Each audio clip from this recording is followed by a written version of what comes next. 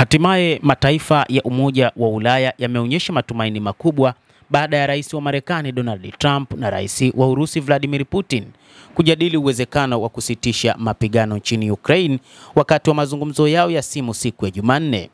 Viongozi hao wameonyesha kwamba sasa hivi wanaunga mkono kile kinachofanywa na Putin pamoja na rais wa Marekani Bwana Donald Trump.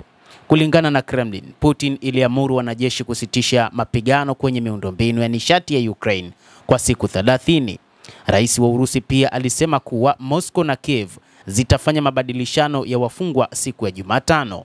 Viongozi wa Ufaransa na Ujerumani wamekaribisha mazungumzo hayo, lakini walisisitiza haja zaidi ya kuiunga mkono Ukraine. Hatua inayofuata lazima iwe usitishaji kamili wa mapigano kwa Ukraine na haraka iwezekanavyo.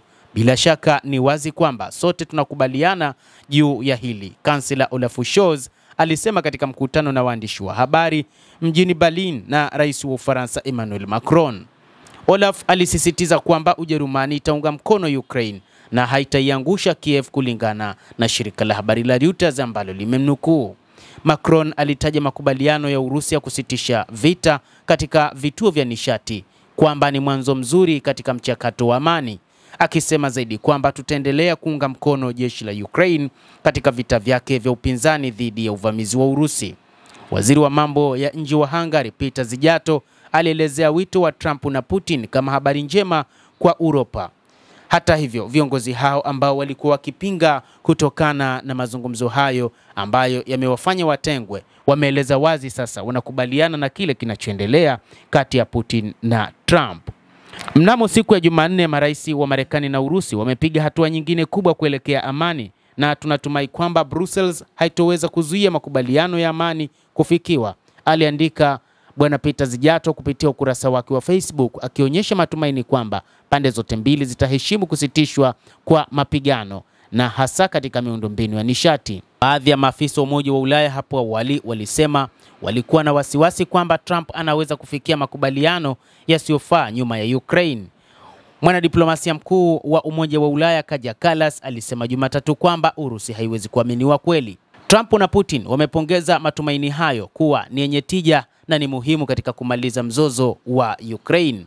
Wakati wa mazungumzo hayo yaliyochukua masaa mawili unusu, Putin alimuonya Trump kwamba Ukraine siku za nyuma iliharibu mara kwa mara na kukiuka makubaliano. Amesisitiza kuwa Moscow ina maswali kuhusu pendekezo la Marekani la kusitisha mapigano kwa kina kwa siku 30, ikiwa ni pamoja na udhibiti wa utekelezaji wake.